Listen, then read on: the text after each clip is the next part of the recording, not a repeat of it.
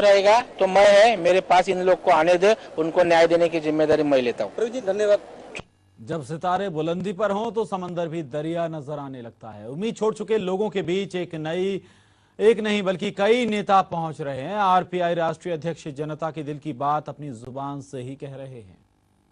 मुंबई के कांदिवली हनुमान नगर में जहां पिछले कई सालों से बिल्डरों की तानाशाही चल रही थी या यहां की जनता तानाशाही झेल रही थी, वहीं आज शिवम डेवलपर ने यहां पर भूमि पूजन किया, जिसके माननीय अतिथि रामदास अठावले जी यहां पर पहुंचे हैं और उन्होंने लोगों से वादा किया कि सबको घर मिलेगा, लेकिन सरकार नहीं चाहती। इसके बारे में हम पूछेंगे अठावले जी से कि अठावले जी, यहाँ पर 3KI के तहत मामला मतलब डेवलप करने के लिए सरकार ने जो दिया, लेकिन पहले से भी जो बिल्डर थे, तो इसके बारे में क्या कहना चाहेंगे आप? मेरा कहना यह है कि भाई सरकार ऐसा नहीं चाहती है कि भाई मुंबई का स्लम का डेवलपमेंट ना हो, क्योंकि सरकार ने, जब मैं सरकार में था तब सरकार ने ये सारी स्कीम लागू की है और अभी 269 फीट का मकान और 3 पैसा देकर इस स्कीम को लागू करने का एक काम सरकार की तरफ से हो रहा है। लेकिन अभी बहुत बार मतलब बिल्डर में विवाद होता है, लोगों में विवाद होता है और इसीलिए इस काम को ज्यादा टाइम लगता है। तो इसीलिए लोगों को भी मेरा अपील है कि भाई हर एक झोपड़पट्टी में एक ही बिल्डर आना चाहिए और अगर अपने को जल्दी काम करना है तो उसको पूरा करने के लिए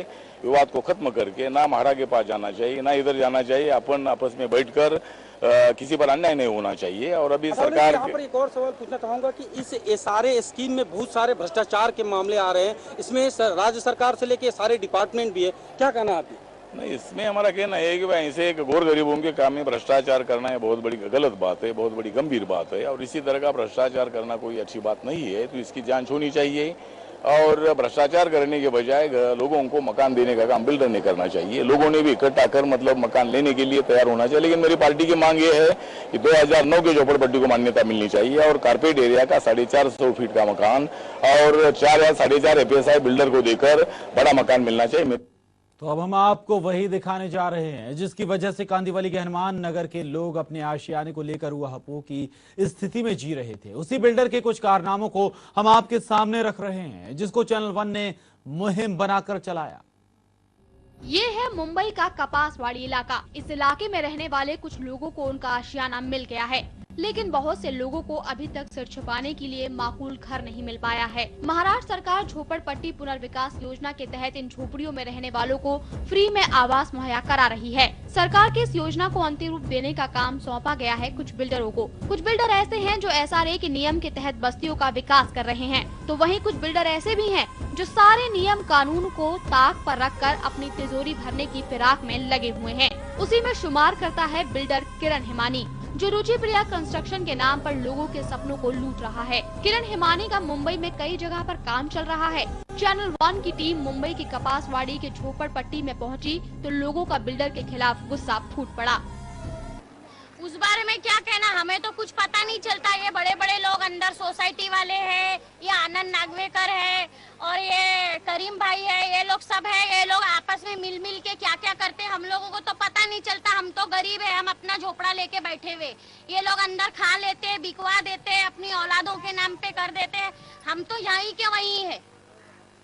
बस हमें यही कहना है कि हमारा घर हो जाए, हम अपना घर छोड़ के कभी हटेंगे नहीं। जब तक हमें बिल्डर घर नहीं देगा हम अपना घर छोड़ेंगे नहीं। बिल्डर किरण हिमानी ने उन्हीं लोगों को घर दिया है जिनके पास पैसा था और जो पैसे नहीं दे सके उन्हें झोपड़पट्टी में जीने को मजबूर कर दिया। किरण हिमानी ने फर्जी दस्तावेज दिखाकर LOI हासिल कर लिया, जिसका साथ स्थानीय नेता भी दे रहे हैं। हिमानी ने रूया कॉलोनी के पास खाली पड़ी जमीन पर 196 झोपड़पट्टी दिखाकर फर्जी तरीके से LOI हासिल कर ली है।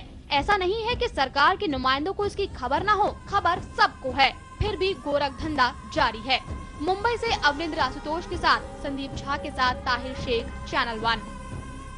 जहां तो लगातार ये बिल्डर अपनी मनमानी करते चले आए और आम लोगों को, मजलूम लोगों को लगातार परेशान करते चले आए। उनकी जमीन को हड़पने का काम इन्होंने लगातार जारी रखा। लेकिन फिलहाल चैनल 1 ने आवाज उठाई और अब चैनल 1 की इस आवाज के बाद अब इन लोगों को न्याय मिलता हुआ नजर आ रहा है। फिलहाल हमारे साथ जुड़ गए मुंबई से चैनल 1 संवाददाता संदीप झा। संदीप, क्या लगता है चैनल 1 की इस आवाज के बाद चैनल 1 ने लोगों की आवाज उठाई, उसके बाद किस तरह से इन्हें न्याय मिलता नजर आया है? जी, जैसे कि प्रशांत बताओ कि ये चैनल 1 ने जब से इस मुहिम को छेड़ा है, तब से कहीं न कहीं यहाँ के जो स्थानीय लोग हैं झोपड़पट्टी में रहने